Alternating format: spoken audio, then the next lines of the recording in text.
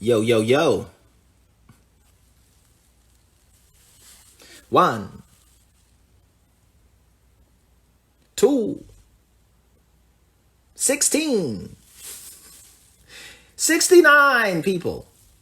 109 people. I don't know what just happened. I think my and that did not get saved. I'm sure that didn't get saved because whatever happened, this froze when I went to go look at the questions. So everything that I just said in that last IGTV did not get saved. But it doesn't matter because I can say it all the way again.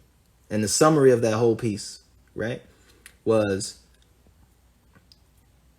from a mechanism side. Start looking at. Don't look at your community to destroy that. It's not going to do anything. Protest, it's not going to do anything.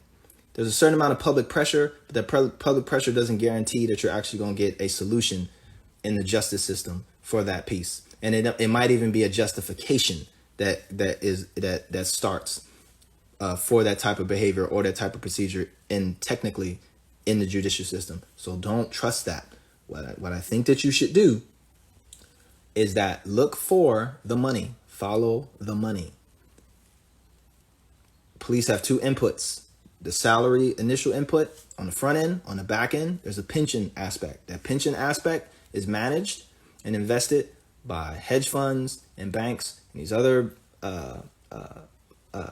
financial institutions that handle things like that. Start to investigate and apply pressure in those spaces.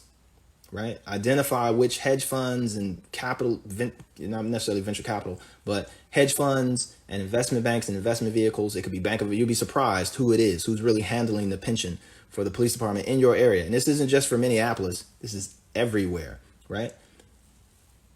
Find out who's managing that. Start to expose and apply pressure in that area from a moral front, from an ethical front, that you shouldn't be dabbling in blood money.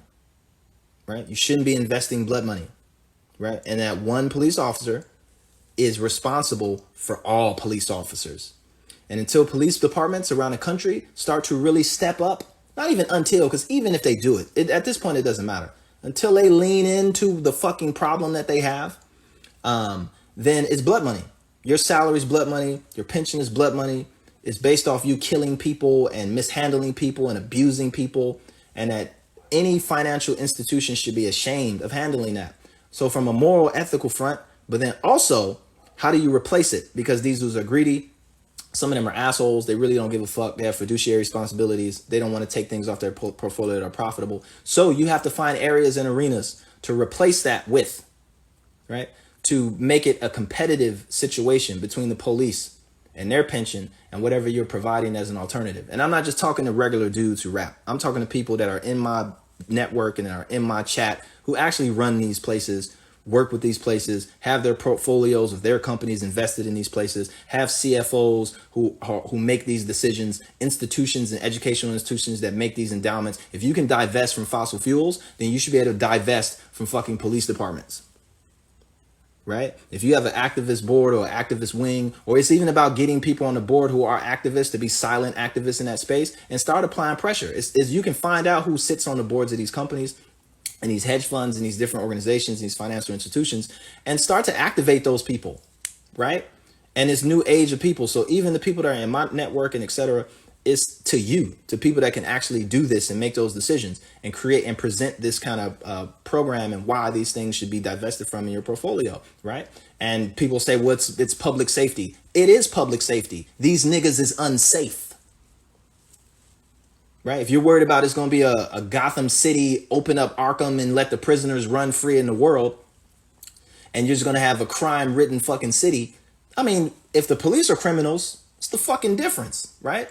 But I don't think that's going to be the case. Don't let that be the scare tactic. Like, if you stop paying us, we're going to stop going to work. It's like, yeah, maybe you shouldn't have went to work today. All four of you niggas who killed that dude for nothing. Right? Maybe you should have stayed your ass at home. Maybe you don't need this job. Right? So have an answer and a response for that rebuttal as well, which will come. Right? And then how do you navigate and respond to that? I'm not sophisticatedly equipped. I don't know the law or the policy, but one of you motherfuckers do. Right? So that piece, because Facebook wanted to fuck with my chat.